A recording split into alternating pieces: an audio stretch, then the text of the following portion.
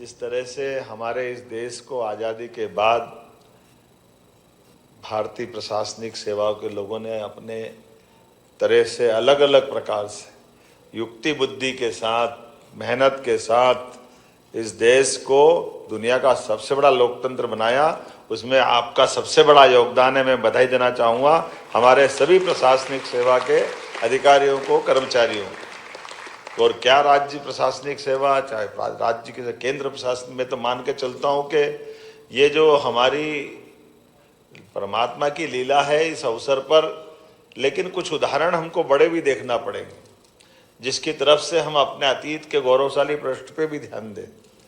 हमको मालूम है कि आज हमने 1 अटेम्प्ट, 2 अटेम्प्ट, 3, 4 में निकाल रहे हैं। आपको ये भी ध्यान में आएगा कि कौन सा ऐसा विद्यार्थी है जो फर्स्ट अटेम्प्ट में निकला, और फर्स्ट अटेम्प्ट में नहीं निकला। फर्स्ट अटेम्प्ट में भी उस समय जब अंग्रेजों के लिए, उस समय के भारत में अफगानिस्तान, पाकिस्तान, बांग्लादेश, श्रीलंका, भूटान, ये जो पूरा बेल्ट एक था, उस समय आईसीएस होती थी। और आईसीएस की उस एग्ज़ाम में ये जो घमंड था अंग्रेजों को कि हाँ हम बहुत बुद्धिमान हैं, हमारे खून में कुछ विशेष गुण है, पता नहीं ये क्यों बीमारी हो जाती किसी किसी की, लेकिन हो जाता अहंकार। उनने अपने युक्ति बुद्धि से जब राज्य बना लिया, वो भूल गए कि ये सत्ता, सुख, राज्य, अधिकार, इसके आगे भी कुछ है। और भारत तो देने का सुख मानने वाली ये संस्कृति का भारत है, जो यहाँ पर अतीत के काल से सब कुछ लेने का नहीं, जियो और जीने दो का भाव रखने वाला भारत है। हमारे लिए सौभाग्य की बात है, इस भारत के अंदर अतीत के काल से जड़ों के अंदर जो संस्कार डले, आईसीएस की वो एग्ज़ाम नेताजी सुभाष चंद्र बोस ने पास की थी।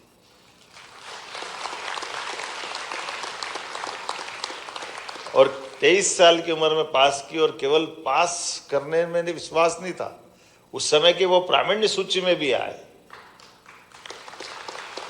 और प्रावीण्य सूची में आने के बाद आमतौर पर कभी किसी से पूछो कि जरा भैया तुम प्रावीण्य में आ गए, तुम घर आ जाओ, बड़ा कठिन जाएगा ना, जाएगा कि नहीं जाएगा? पहली बात तो प्रावीण्य में आना ही कठिन है, और आने के बाद वहाँ से वापस आना। लेकिन ये आज़ादी के मतवालों का, भारतीय नौजवानों का उस समय की जो संकल्प शक्ति है, वो उत्कृष्ट उदाहरण था। उन्हें लात मार दी, बोले मुझे खाली केवल दिखाना था कि केवल तुम में अकल नहीं है, अकल हम में भी है। यह रिकॉर्ड उनने बनाया। लेकिन ये उस समय के, उस दौर की बात मान लो जब हमारे लिए आज़ादी की ज़्यादा महत्ता थी। हमारी योग्यता, क्षमता के आधार पर हम अपने देश की स्वतंत्रता के लिए भी काम कर रहे थे, देश के सामने भारतीय प्रतिभा का प्रदर्शन भी कर रहे थे, और देश की चुनौतियों के लिए अपने व्यक्तिगत सुख, लाभ, वैभव को अलग हटाकर हम अपने उस मूल उद्देश्य के लिए, आज़ादी के लिए जो लड़ रहे थे लोग, वो उस तरह की बात मान लें। लेकिन जब आज़ादी मिल गई तो इस आज़ादी की कीमत भी हमको याद रखना है। आज़ादी भारत की, स्वतंत्र भारत की दृष्टि से, समग्र भारत की दृष्टि से अगर सोचे तो 1000 साल पृथ्वीराज सिंह चौहान आखिरी बार हमारे भारत के शासक रहे। उसके बाद के काल में अलग अलग शासन की बहुत सारी धारा है, लेकिन वो धाराओं की जड़ अपने देश से नहीं जुड़ती है, इसमें कोई संकोच नहीं। लेकिन सच्चे अर्थों में जब हमारी आज़ादी 1947 में मिली है, उसके बाद भारत ने जो करवट बदली है, ये आज का ही देश है कि हमारे लिए एक चाय वाला प्रधानमंत्री है और एक गाय वाला आपके सामने बोल रही है।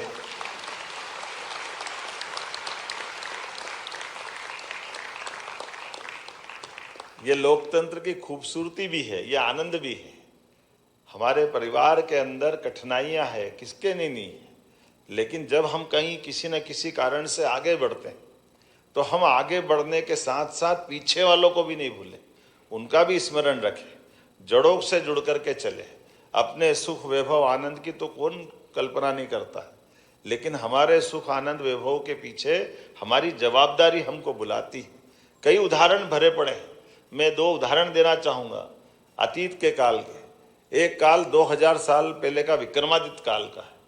विक्रमादित्य के काल में शकों ने पूरे उस समय का भारत तो आर्यावर्त था, हिंदू कुश के आगे तक का भारत माना जाता था, और ऐसे में पूरा भारत शकों के आक्रमण के बाद गुलाम हो गया।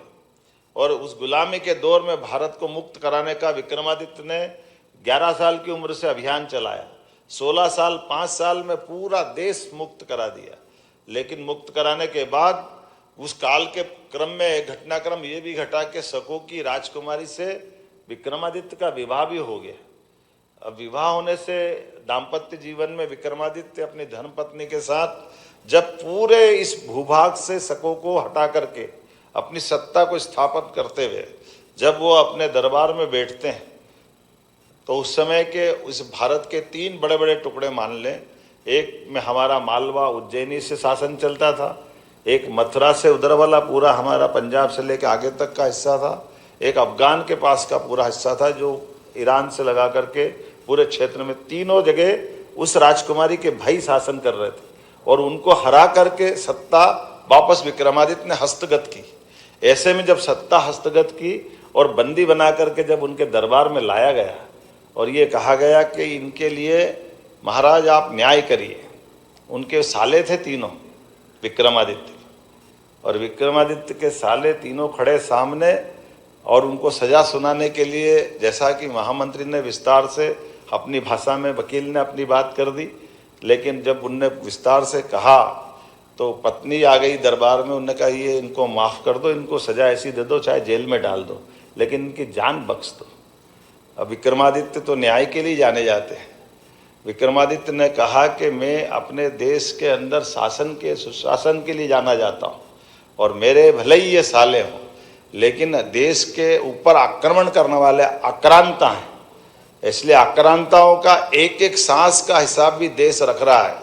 इनको कुछ समय भी जिंदा रहना, ये मैं देश के साथ न्याय नहीं करूँगा।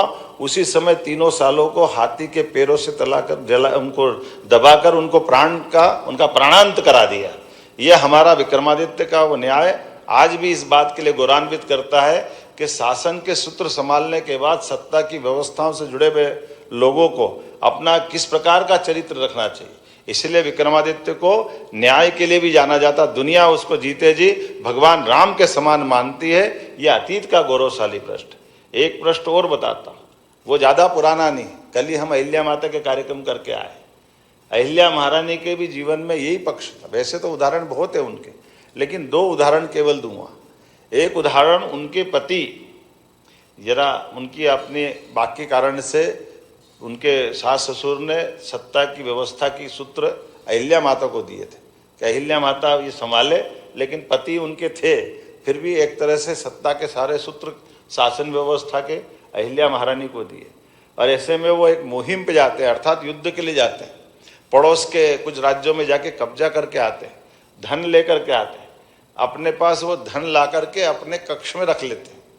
अहिल्या को मालूम पड़ता है, तो इसी बीच वो खंडेराव कहीं जाते, खंडेराव उनके पति का नाम है, वो सारा धन उठा के सरकारी कोष में जमा करवा देते, खजाने में जमा करवा देते।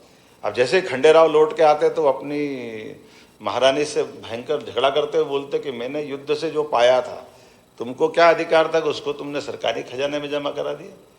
अहिल्या महारानी ने शासन के सूत्र के आधार पर कहा कि मैं न्याय की कुर्सी पे बैठी हूँ, तुम युद्ध करने गए तो बिना फौज के गए क्या?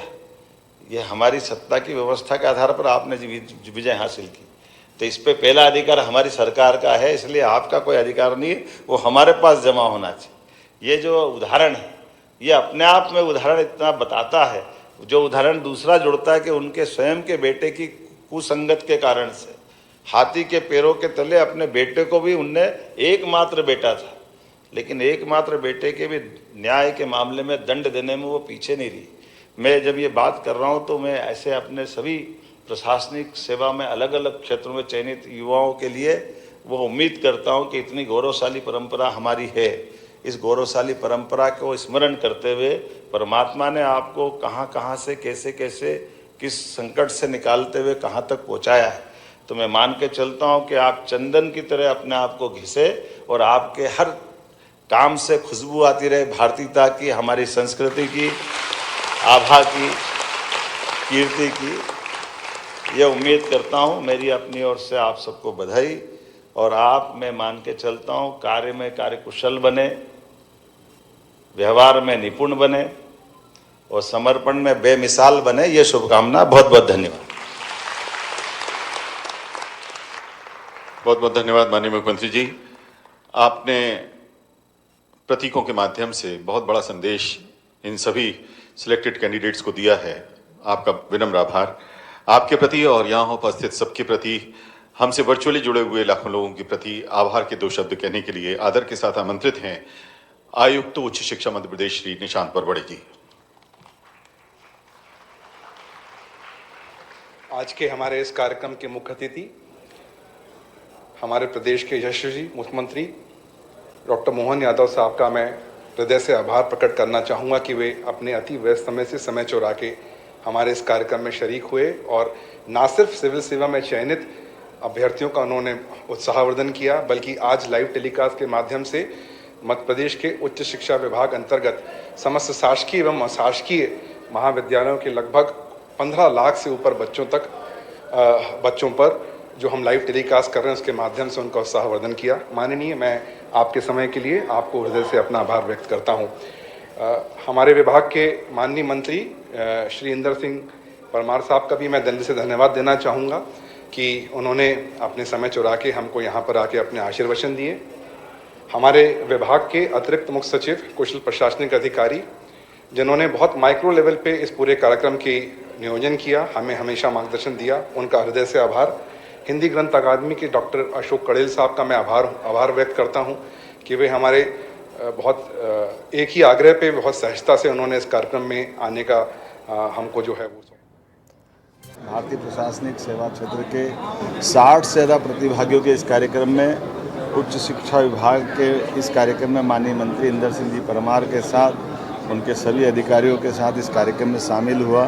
मुझे इस बात का आनंद है कि लगभग पूरी अभी तक की 56 के मध्य प्रदेश के बनने के बाद अगर आंकड़ा देखें तो 6% से ज़्यादा अधिकारियों का चयन मध्य प्रदेश से इस वर्ष होना ये बताता है कि हमारी मध्य प्रदेश की तेज़ गति से बढ़ने वाली सारी व्यवस्थाओं के बलबूते पर हमारी प्रतिभाएं भी अपने देश में पहचान बना रही है। और उससे बढ़ कर के यशस्वी प्रधानमंत्री के नेतृत्व में हिंदी भाषा से भी निकल कर के लोगों का इस प्रकार से चयन होता है, ये बड़ी बात है। संस्कृत, हिंदी, बाकी अन्य सब्जेक्टों के साथ अलग अलग सभी क्षेत्रों में चयन वाकई अद्भुत है। हमने वैसे तो ये उच्च शिक्षा विभाग के पूरे प्रदेश भर के सभी कॉलेजों के बीच ये कार्यक्रम किया है और इसके माध्यम से ये लोगों को प्रेरणा भी दे रहा है। माननीय मंत्री से भी बात हुई, वैसे हमारी सरकार IAS, IPS और बाकी एग्ज़ाम की भी कोचिंग भी निःशुल्क कराती है, लेकिन इसको और बढ़ाएंगे ताकि अधिकांश हमारे अच्छे टैलेंट इससे निकले। मेरी अपनी ओर से बधाई। बिहार MPPSC की मुख्य परीक्षा पे हाईकोर्ट ने रोक लगा दी।